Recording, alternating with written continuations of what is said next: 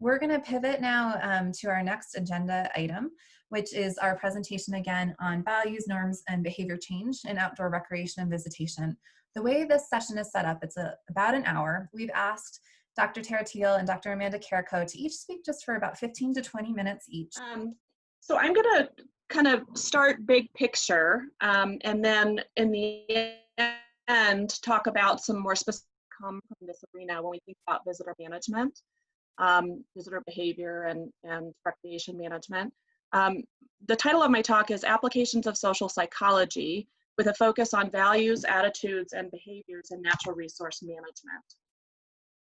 So I wanted to start first with situating social psychology within the broader realm of human dimensions of natural resources as an applied field of study. And we talk about human dimensions as being the application of social science information to help inform natural resource decision making. So what you're seeing here visually is a general organizing framework that I developed alongside colleagues from the U.S. Fish and Wildlife Service and the National Park Service that highlights the role and importance of human dimensions information in informing natural resource management processes. And I wanted to just point this out because social psychology, or more broadly psychology, is one of the disciplinary foundations that you see at the bottom here, but it's one of many. A lot of times people talk about social science and natural resource management as really being just, you know, as if it were a single social science. But in reality, there are many different disciplinary foundations that we could draw from: sociology, anthropology, psychology, economics, and so on. And also in this, we recognize that there's a role for the humanities. So we can think about history and ethics and philosophy as feeding into this. But on the chart here, you see how some of these disciplinary foundations, the science behind them, the concepts, the theories, can have direct implications for management, both in terms of understanding the social context of the challenges that we're dealing with, as well as understanding target audiences. And then we've also showcased here in the middle some functional applications where the science can help us in informing stakeholder engagement processes, collaborative conservation, strategic communication, and of course, behavior change.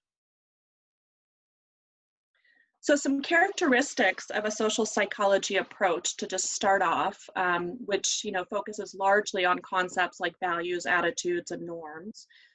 Social psychology focuses on the individual in the context of social groups. And social psychology is a subdiscipline of psychology, recognizing that humans are social animals and we're really influenced by our surroundings. One of the big questions that we ask here in applying this to conservation and natural resource management is, why do humans behave the way they do? Specifically, we look at identifying what people think and do regarding conservation and natural resource management and understanding why. And there was a seminal paper that came out in 2011 by Wesley Schultz, a social psychologist, that was titled "Conservation Means Behavior." And the point of the article was to talk about how so many of the challenges that we deal with today in natural resource management center around human behavior. And also the solutions to a lot of these challenges rally around human behavior. So there's a need to apply psychology to understand the basis for those behaviors to affect change. Some of the important areas of application in natural resource management that I've summarized here include impacts and preferences. So this is where a lot of the science and its application has been talked about. So in terms of impacts, the big question there is, what behaviors lead to undesirable impacts? Why do they occur? And how can we affect behavior to minimize impacts? Also, we look at effects of management decisions on local communities. So you see a variety of different things in there, but in terms of impacts, we can think also about how information can affect natural resource or conservation related behavior. And then in terms of preferences, this is where a lot of the attitudinal research lies. So this is looking at people's perceptions of management issues, people's perceptions of the acceptability of management practices that of course can affect the success of those management strategies. Also preferences for recreation or visitor experiences and services, and then willingness to pay for those services, which overlaps to some extent with economic applications as well. So this is a framework. It's a commonly used framework for organizing some of the key concepts. We refer to it as the value, attitude, behavior hierarchy or cognitive hierarchy. Now recognize that this is an oversimplified version of the different factors that affect behavior, but it can be a useful model or a useful place to start in thinking about what are some of the underlying factors or concepts that affect individual behavior that we'll talk in more detail about as I go through the presentation today. One of the nice things about this model that comes directly from social psychology is it acknowledges that these concepts have different implications for conservation. So a lot of times, people use values and attitudes and maybe even norms synonymously. So thinking that, those are similar, if not the same concepts, when in fact this model points out that they're different. So values we define as these very fundamental views about how the world should be and about how people should behave. Values are formed early on in life. So psychologists talk about how values are typically formed by about the age of 12. And so we tend not to have much of an ability to affect values in adults because of the stability that they have. But attitudes, on the other hand, as we move further up the hierarchy, they're a little bit closer to behavior. And they're more transient, so they are something that we can more readily affect. And attitudes are essentially evaluations of objects or issues, so whether something is good or bad. And we look at attitudes toward behaviors themselves as well, to look at how people are evaluating behaviors. And then, of course, the immediate antecedent to behavior here is behavioral intentions, so whether people intend to actually perform the behavior. Norms, I wanted to just point out, even though I'm not going to talk a lot about norms today, these are defined as beliefs about what others think you should do. So this incorporates the social influence on behavior, and it typically can involve sanctions to enforce group rules. And there's a lot of literature coming out in psychology talking about the role of norms and the importance of norms in attitude behavior change campaigns, because we know that people are very much influenced by others and what others are doing in a particular public land management space. I also wanted to just quickly point out some limitations of the model. We know that humans are not necessarily always rational actors, so they refer to this model as sort of this rational actor approach. If people think that something is a good thing, they're going to then perform that particular behavior. But we know that emotions play a role that's not really recognized here in this model, and that can be a powerful influence in persuasion as well. And then also there are broader factors that can influence behavior. So think about regulations, things that you're pursuing in the visitor management realm, and institutional forces, policies, things like that. So increasingly what we're seeing with these kinds of models is the need to couch this model within a broader systems approach to behavior. And I was pleased to see in the comments that came out from the interviews that you've conducted that this systems approach to understanding visitor demand is important. So that gets at kind of where this research, this science is headed in thinking about broader influences on behavior and demand. So another important domain of interest within social psychology that's obviously relevant to today's discussion is attitude behavior change guidance. So while behavior change is often perceived as the ultimate solution to many conservation problems, developing effective communication programs to achieve this goal is extremely difficult, as you all know.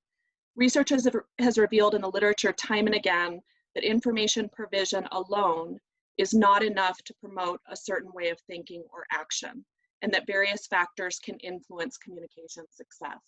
So if we simply give people information, and that's our basis for education, it's not likely to have a strong impact without an understanding of the target audience.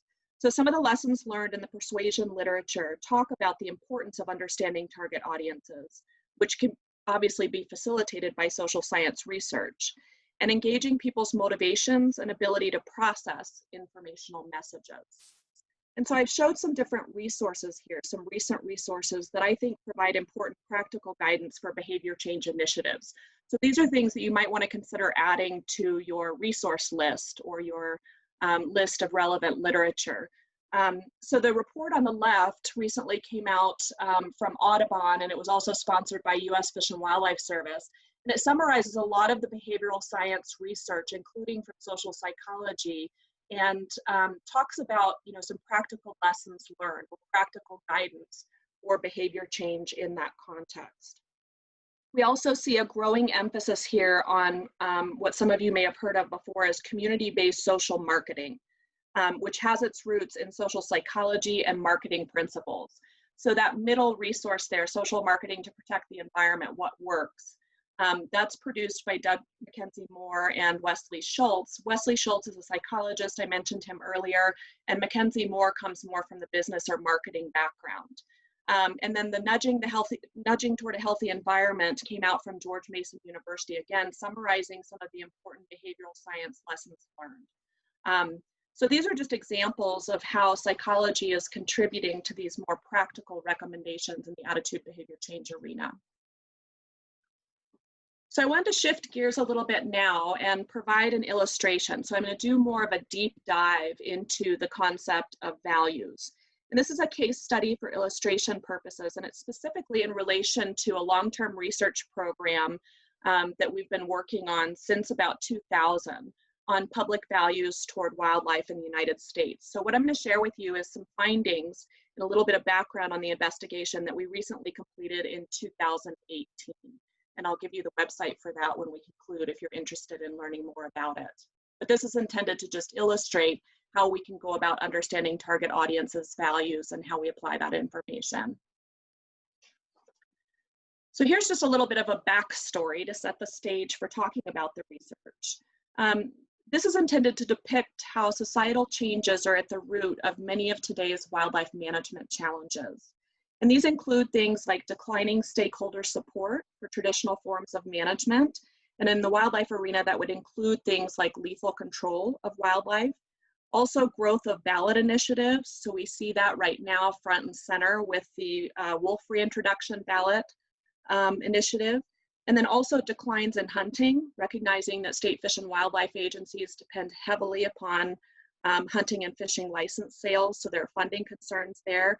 And then another big challenge, of course, is increased controversy over wildlife or natural resource issues. So you talked in the overview this morning about visitor conflicts, and that was surfacing in some of the chat features as well as the interview comments that had come back. So visitor conflicts would be included in this, social conflict over natural resource issues, but more specifically visitor use conflicts on the landscape.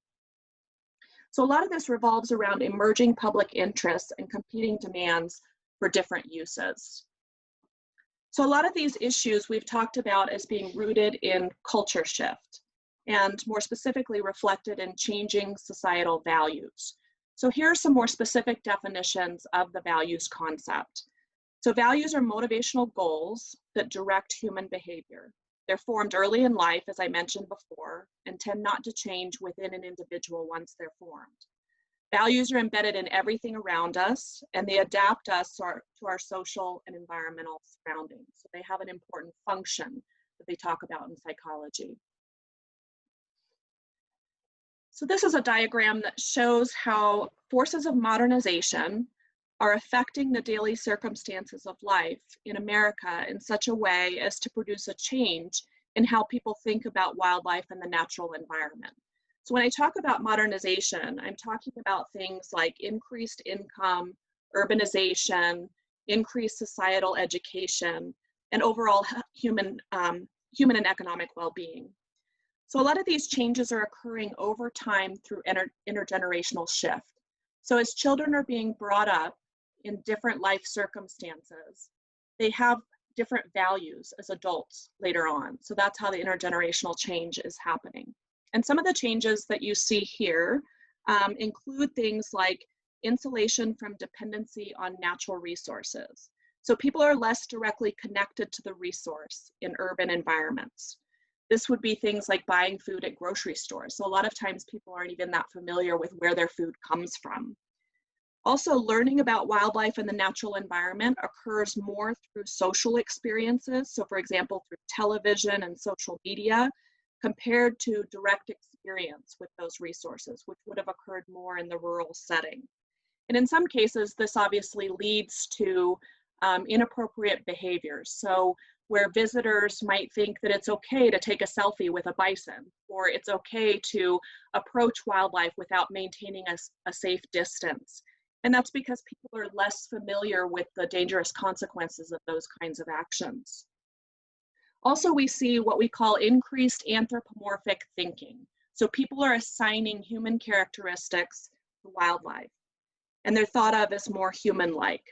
And so think, for example, of Disney movies and Aflac and Geico commercials, where wildlife are depicted as very human-like.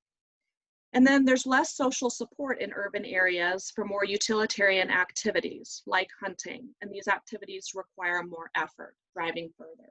So you can kind of see through those examples, hopefully, how modernization is affecting this shift in how people relate to the natural environment, and more specifically, their values, which affect their behaviors. So we've identified 2 dimensions of thought, or what we term wildlife value orientations in our research. So the first is domination, which is shown on the right-hand side here. And we also have sometimes referred to this orientation as a utilitarian view of wildlife. And this is reflective of domination, which is a predominant cultural ideology in America that they talk about in the literature. It dates back to colonization and the Reformation and so on. So the focus here is on treatment of wildlife in utilitarian terms. So you can see in terms of the values there that wildlife are viewed as subordinate. They're to be used for human benefit, and it's okay to eliminate animals that threaten life or property. And then mutualism is more reflective of our society changing. So people are being brought up in different cultural environments now. And this is reflective of more of what they would term an egalitarian ideology. So it focuses more on equality. It's also tied to anthropomorphism and some of these needs that our society is moving more toward with modernization. And so mutualists are less likely to support actions resulting in death or harm to wildlife. So you see under the values there for mutualism, wildlife should have rights like humans, and wildlife are part of one social community. We've looked across time at different issues that are associated with these orientations, and we see that mutualists tend to be more concerned about wildlife population decline, habitat protection, maintaining natural conditions, and equal treatment of different public interest groups. And then the domination orientation is associated with concerns about economy, human interests, and private property rights. And of course, these are all just examples, but it gives you a flavor for the nature of these different dimensions. And then in terms of management, these different orientations lead to views about different management priorities. So for mutualism, it's okay to restrict humans to benefit wildlife. There's more support for environmental education, an interest in provision of wildlife viewing, an emphasis on natural conditions. And then for domination, elimination of predators is something that has come up time and again in our research as something that is supported under that view. And then provision of public access and opportunities for hunting and fishing. So it would be an oversimplification if I just said there are these 2 orientations and that's it. But there's obviously a lot of diversity when it comes to people's values toward wildlife and the natural environment. So to tap into more of that diversity, we've identified these different wildlife value types. So it's a classification scheme that groups people into 1 of 4 types based on their wildlife values. And essentially what we do through surveys is have people rate their level of agreement with different belief statements. And then we assign a score on these 2 dimensions, domination and mutualism. And then we compare people's scores across the dimensions simultaneously to put them in different groups. So the traditionalists have primarily a domination orientation toward wildlife, whereas mutualists hold more of a mutualism view. Pluralists is an interesting group in that they hold both a domination orientation that society may be moving away from, as well as a mutualism orientation that we may be moving more toward. So pluralists are, they have both of these values simultaneously, and they may be indicative of our society in transition. And for some issues, we see that pluralists behave more like mutualists, and for other issues, they behave more like the traditionalist group. And then finally, the distance group, the group perhaps that agencies are most concerned about, these are individuals that don't have a well-formed value orientation toward wildlife. So they score low on both of these orientations, and they tend to be less interested in wildlife and natural resource related issues. So this sort of taps into the Children in Nature movement and efforts to connect children and families to nature, because this is a group that is truly more distanced when it comes to having a relationship with the natural world. So I'll show you some examples of results from our 2018 survey. And to give you a sense for the distribution of this, we conducted a survey with over 43,000 residents across all 50 states in the US. And the reason for the size of this investigation is because we wanted to be able to provide each participating state fish and wildlife agency with information specific to their state. And in some cases, states opted to collect county level data or region level data to have more specifics at the more local levels. This was a collaborative effort with participation from the state fish and wildlife agencies and funding from a multi-state conservation grant sponsored by the US Fish and Wildlife Service. So what you're looking at here is the comparison of wildlife values in 2018 in the US, so nationwide, and Colorado. I should also mention that I'm not going to talk about it today, but we do have a comparison point to examine change because we collected these same data in 2004 through a survey of residents in the Western US. So 19 states participated in that, so we can look at change. But if you look at the results here, overall national results compared to the Colorado public are nearly identical. Around a third of people in the traditionalist and mutualist categories shown here, so roughly equal. And what's interesting about that is that we see a clear foundation for conflict here. And they talk politically a lot of times about Colorado being a swing state. So there's a conflict in values that can occur when we have nearly equal distributions like what's shown here. And it's not just specific to wildlife values, but we see it surfacing at a broader level. So just quickly, I'm going to show you a couple of examples from the study that delve a little more specifically. So this is looking at the geographic distribution of the value types across the US. And if you can't see the numbers very well, just look at the color shading. So a darker shade indicates a higher percentage of that value type. So here's the percentage of traditionalists. The highest percentages were in the Rocky Mountains and Plains states in the Southeast, and the lowest percents are in the Northeast and the West Coast. The range here was from 17 to 18% in California, and some of the Northeastern states to nearly 50% in the Dakotas and Wyoming. And again, at the national level and in Colorado, we saw 28%. And then here's the percent of mutualists. So the pattern is sort of reversed now. So we see the highest percentages mainly in the Northeast and along the West Coast, Florida and Hawaii, with a range from 16 to 18% in Mississippi, North Dakota, and Alaska to close to 50% in California. And again, 35% at the national level and in Colorado. So to explore how societal changes may be impacting the composition of values throughout the US, we looked at variables like income, education, and urbanization that are indicative of modernization at the state level. So here's just one illustration with urbanization, and we find the same, or we find similar results, the same pattern, I should say, for education and income. And we've separated things out here into the coastal Northeast and the non-coastal Northeast of the US because of the limited geography or higher population density of the coastal Northeast. But essentially the trend you see here is that states with higher percentages of mutualists, displayed on the x-axis, have higher percentages of people residing in urban areas. And so we see this relationship between urbanization and the value composition at the state level. But what's important to point out is that this doesn't mean that if someone suddenly moves to an urban area or acquires more wealth, then changes their thinking. So we're not saying that values are changing within individuals, but rather values are changing intergenerationally, as I had talked about earlier. So the shift doesn't occur within individuals. So it would be that person's children that makes that move and becomes more wealthy who would be affected by the new surroundings. Kara, just a minute or two left if you can, so we can. Yes, yeah, I'll try to just rush through the last couple slides. Yeah, this is great, thanks. So this is an example looking at how values affect attitudes and behaviors. And this is a global environmental example where we see an association between mutualism and attitudes. So states with higher percentages of mutualists shown on the x-axis have higher percentages of people who prioritize environmental protection over economic growth in their attitudes, shown on the y-axis. Here's another example. It shows that states with higher percentages of traditionalists, shown on the x-axis now, have higher percentages of people agreeing that private property rights are more important than protecting declining or endangered fish and wildlife species. So you see how that prioritization of private property comes out across states. And then here's a more specific wildlife-related example.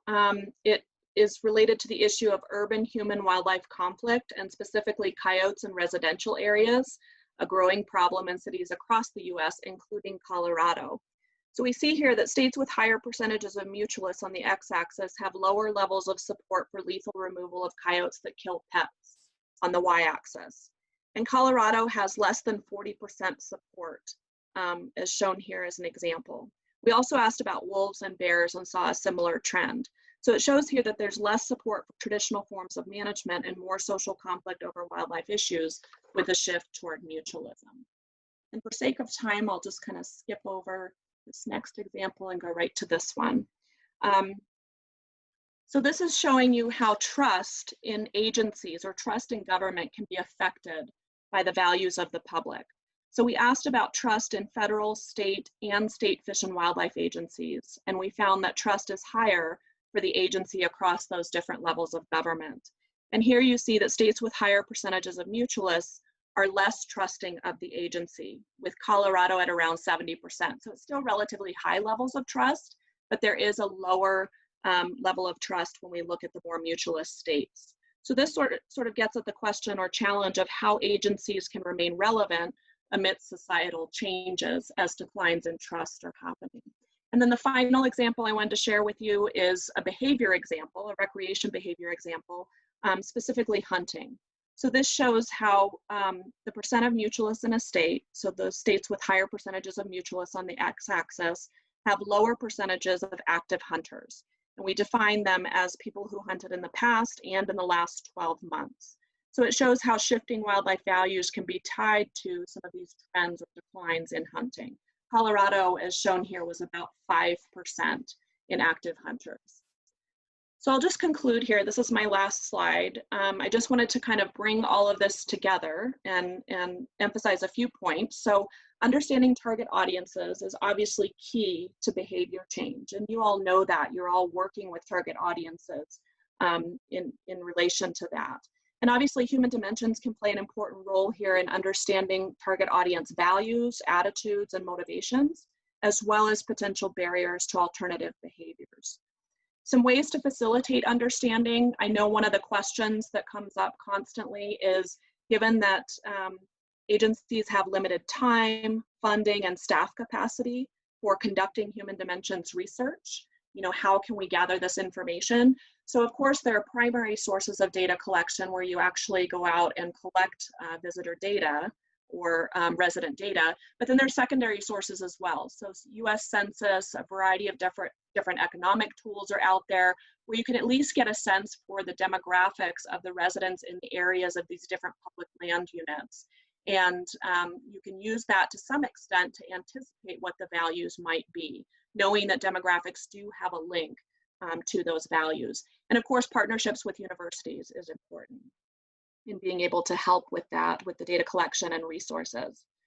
Education is not a panacea. So I talked at the beginning about one of the important lessons learned from the attitude behavior change research is that information alone is not enough. And that's not to say that education isn't important, but it should be informed by more of the science, realizing that a lot of times it's really difficult to change people's values, and in some cases almost impossible. Values framing, I know that came up in some of the interview comments that you all mentioned at the beginning. That's a way to work within existing value structures. So frame messages around the core values that are relevant to the different audiences that you're working with. And then the final point here is just the need to engage diverse audiences in decision-making processes early on. So a lot of times we find that human dimensions information feeds into things after a decision is already made or at the tail end when we're trying to implement those decisions. But in reality, the information can be really beneficial at the front end in defining the problems, understanding the basis for visitor behavior, and making decisions stemming from that.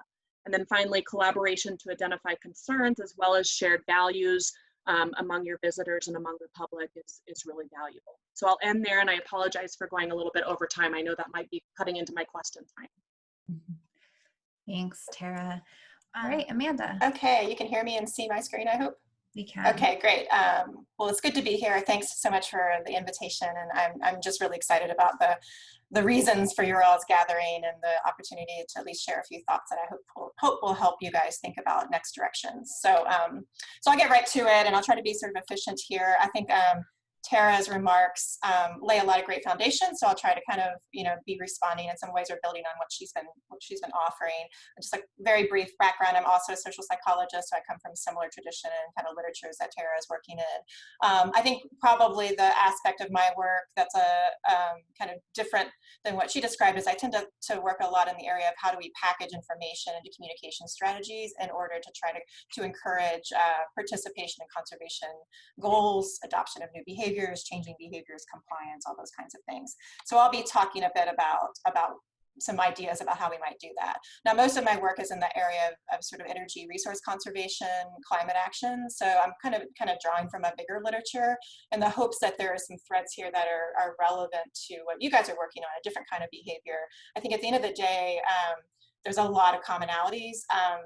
A lot of this work has sort of been stimulated by the understanding that we often approach environmental behaviors as if we're marketing products. We use kind of more sales marketing strategies. We use kind of the business and marketing literatures, and it just doesn't work the same way. We're trying to ask people to do different kinds of things for different kinds of reasons than when they buy a product.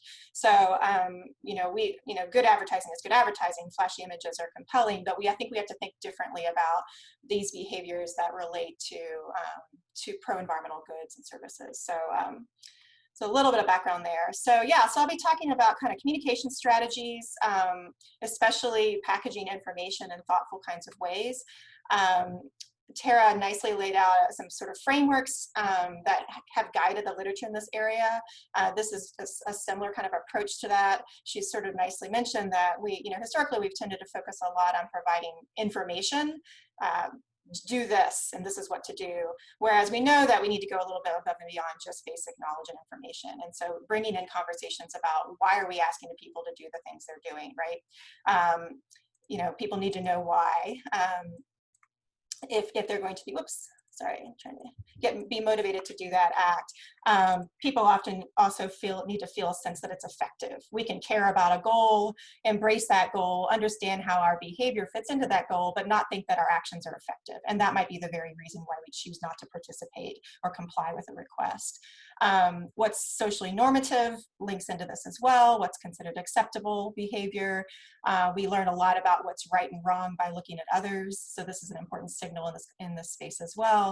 And then of course the ease or difficulty of performing in that behavior, which I won't get into much, but I think that's if we look across the literature, that just the difficulty of doing something consistently stands out as one of the most important predictive factors of compliance. So we might need to think about communications in light of this sort of difficulty component as well. So let me just highlight a few strategies that touch on some of these elements that hopefully may give you guys some ideas. So I want to start with this idea of perceived efficacy. This is the consideration of whether I think my actions matter. So here we might be starting from the assumption that a person shares our goals, they want to conserve space, they want to protect habitats, they want to participate in this operation, but they need to know that what they're being asked to do has some impact. And in this literature, we've actually seen quite a lot of effective strategies where we actually communicate sort of data and impact related information back to users or our stakeholders. I'm showing you an example from a study that I did when I was back in Tennessee at Vanderbilt University, where we were trying to encourage people to participate in energy conservation programming. And we gave them all the information about what to do, but we also gave them information communicating back the impacts of their participation. So we sent, in this case, these sort of graphs that showed, what we're asking them to do, and that tracked, I don't know if you guys can see my mouse, but the sort of blue line here that tracks their actual energy consumption. And you can see that in many places that was declining over time. When we compared a strategy like this, where we communicated back impact, to a program that did not do that, that just provided information but not impact related information, we found that having those feedback graphs that impact-related information led to about a 7 to 10% greater reduction in energy consumption than the sort of control condition. And you see this kind of impact, this sort of effect across a variety of different contexts and literatures. It relates to these concepts of sort of belief of impact, this idea of outcome expectancy, that my actions matter, they're going to contribute towards something I desire. It helps us learn. Oh, I did it right in some cases. You know, I'm doing the behavior in the right kinds of ways. And also importantly, and I think this is especially important for the context that you guys are working in, which is the impacts of human behavior are often very hard to see. They're invisible. We might go to these places, you know, once or twice a year. We don't see the accumulation of impacts. We visit disturbed spaces all the time and don't realize that they're disturbed, that there's impacts there that are degrading habitats. It looks like nature to us, to the kind of naive viewer. So being able to identify, show, and reveal impacts and how behavior affects spaces, I think, is really essential here. We have to sort of bridge that distance for our constituents. And I'll just quickly go through. There's a bunch of other examples of how we are communicating impact-related information. The Prius dashboard being an iconic example of these little, you know, images that remind us that every time we do this, you know, reuse a water bottle, we're kind of contributing to a larger good. So that's related to efficacy. So let me now turn a little bit to social norms, which ties in quite a bit with what Tara was describing. When I talk about social norms, I'm talking about what we understand to be typical or desirable in a place or a social context. And my sense is that among sort of the environmental practitioner community, the research about social norms is the research that's gone the most distance. So I suspect many of you are already quite familiar with what we sort of know about the role of social norms. But signals in the environment and things that we pick up in our environments that tell us how other people are behaving can really dramatically shape our own behavior. And this is actually important because it can be irrespective of the goals or the values we actually hold. People will do things that are inconsistent with their values because they see other people doing it. And that's critical, right? We can spend a lot of time educating people about why to care and to embrace our values, but if it's not normative, then we've got a major problem.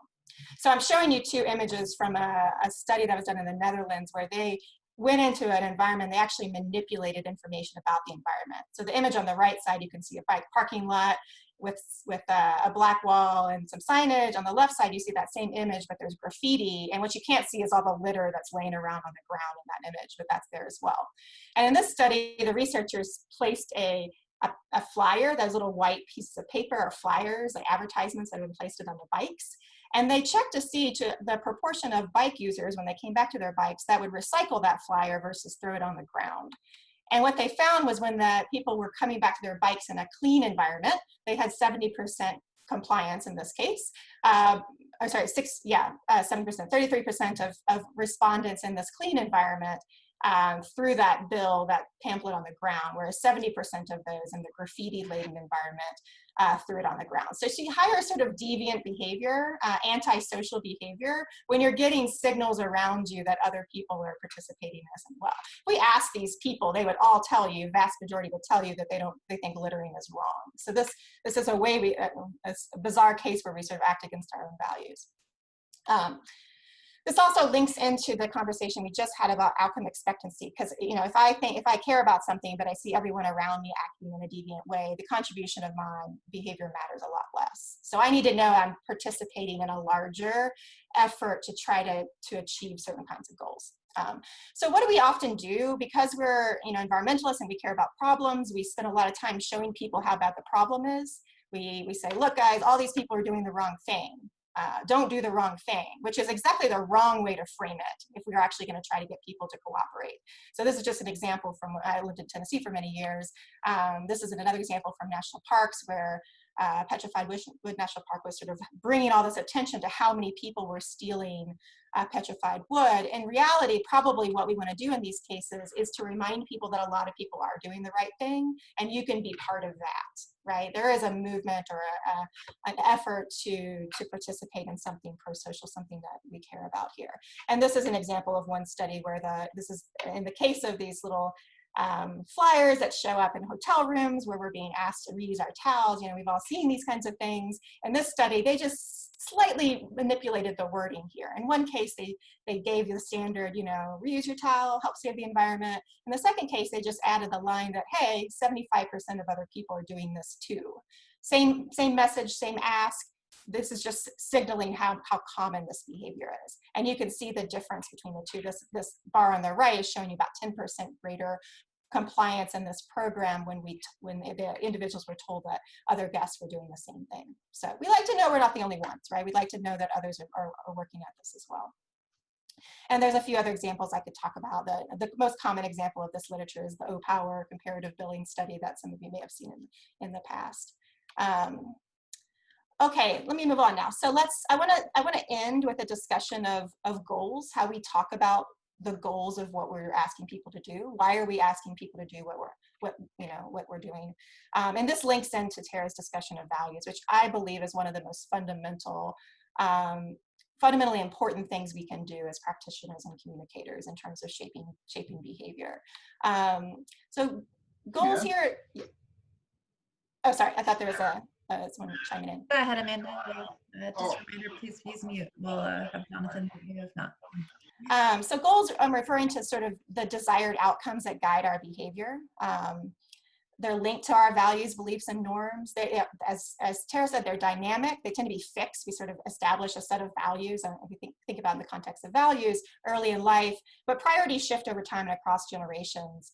And you can see that very clearly in the way that society, Americans have valued economic well-being over environmental well-being. And you can see now recently, if you sort of follow this green line, we're actually coming into a period of time where the average American is actually reclaiming the environment as a priority over economic considerations. Now, this will probably decline given the recession we're entering into. But just to make the point that, you know, the kind of goals that we prioritize do certainly shift over time. What I want to sort of talk about is the reasons we're giving people for why they ought to take steps to help us conserve resources or reduce impact on resources. And we give those reasons often in really subtle ways. Sometimes we think really intentionally about the reasons we're giving people, and sometimes we don't. You know, this is an example of where we're telling audiences that the reason they ought to turn off their car engine is children are harmed, right? It's a very pro-social, collective responsibility kind of reason. We're asking them to participate in protecting health. We've used a lot of really kind of patriotic messages in the past. I mean, these ads that came out of World War II were actually quite effective and compelling in asking people to participate in war efforts. Sometimes we're asking, you know, to care for nature. But I guess I believe that these reasons matter. My concern and my sense is that more and more, and I'm actually doing some work to try to understand these trends over time, we know that people have different kinds of goals and values, and so we try to reach them all. And by doing that, we just sort of sidestep values and goals altogether, or we go down to the least common denominator, which is money. Right? We tell people that they want to do that, you know, they should do something because it can save them money or protect personal interests. And people will tell you that that matters to them, right? They certainly will convey that they're compelled by knowing the personal impacts of an action, policy, or program. But what we actually know when we look at the data about behavior is that moral considerations often are way more compelling to people and way more effective at compelling them to participate in pro-environmental action than some of these monetary concerns, as a sort of reason given in these communication strategies. And you can think of it a little bit like this. You know, we're often asking people to take small steps in their private lives to protect the environment. Imagine if I was engaging in an energy conservation campaign and I told you, hey, use 5% less energy in your home and you might save yourself $1.53. That's kind of the monetary scale we're often working at with these little things on an individual level. Or if I told you, hey, use 5% less energy, you could avoid 20 pounds of pollution that contributes to asthma and cancer. I mean, the second message is, I'm guessing, way more convincing to you than the first. Many of us are willing to pay a little extra money to be comfortable, but when we understand that our behavior is linked to harms, to moral considerations, we understand our actions in a different kind of way. And I would like to see us all be thinking about ways to remind people about the moral virtues of different kinds of behaviors. And so here's just a quick snapshot of a study that, that evaluated these different kinds of message framings. They were asking people to save energy. They had one message that was really communicating personal cost and economic savings from energy conservation, and a second that was focusing on how your energy use affects public health. And they flipped the wrong way. And they found that if you just look at the blue line, the blue bars here, this is showing you the amount of energy consumption reduction over time in the health frame condition, which persisted for 3 months. Whereas the monetary savings condition, people were initially attracted to it, but over the course of 3 to 4 weeks, they just reverted back to normal behavior. My graduate student, Victoria Stout, has been working in this area as well. She's been showing that that monetary framed messages around bat conservation tends to be less compelling than those that are framed around environmental goods and services. So I think this is possibly relevant to your conversation. I really liked seeing this interest in developing land ethic, thinking about arming people with sort of values around land conservation across your organizations. And I think this links into that very well. I think we need to give people reasons to conserve that go beyond just what it does for you and I. And I think this differs a lot, and I'm curious to know how, to what extent, and linking it with Tara's comments about mutualism and domination views. I think these kind of conservation values exist across those communities. The question is, how do we highlight that? How do we make it salient? How do we draw connections between actions and those things we care about? And the framing might be a little bit different across those two groups, but I think the core values are there, and we just have to, I think we need to talk about them, right? We need to remind people what those are. Okay, so I can talk a little bit about some of the direct questions that you guys teed up. I mean, I do think that we need to be very careful about consistency and exposure. And so linking messaging strategies across organizations is very critical. It allows you to be more effective than you would otherwise be. And it allows you guys to reduce the noise, because when there's all these different messages coming from different places that in some cases line up and in some cases are kind of in tension with one another, people just kind of get confused and tune it out. To the extent to which there could be common messaging strategies that relate to the kinds of behaviors you're trying to encourage across your organizations, it doesn't happen that often. It's an opportunity to really have bigger impact than what you might be doing individually. I caution and encourage you to remind yourselves that impact takes time. Communication strategies take time to have an effect. You're going to be directly persuading a subset of a population, but most of us behave the way we do because we trust our friends. So you also need to give time for these kind of social diffusion processes to happen. We can convince some people to do some things. They're going to start behaving in certain kinds of ways. Over time, that's going to become normative, right? And that's going to trickle into subsets of the population that otherwise wouldn't be behaving in those kinds of ways. So I think we need to kind of develop thoughtful strategies, implement them, stay the course, give them time to work. One thing I see is a sort of a rapid fire shifting of strategies that, none of them are effective. We sort of conclude nothing worked, but we didn't really give it time to actually do its job. We didn't give it time to seep into consciousness. And so I encourage sort of steady strategy on that end.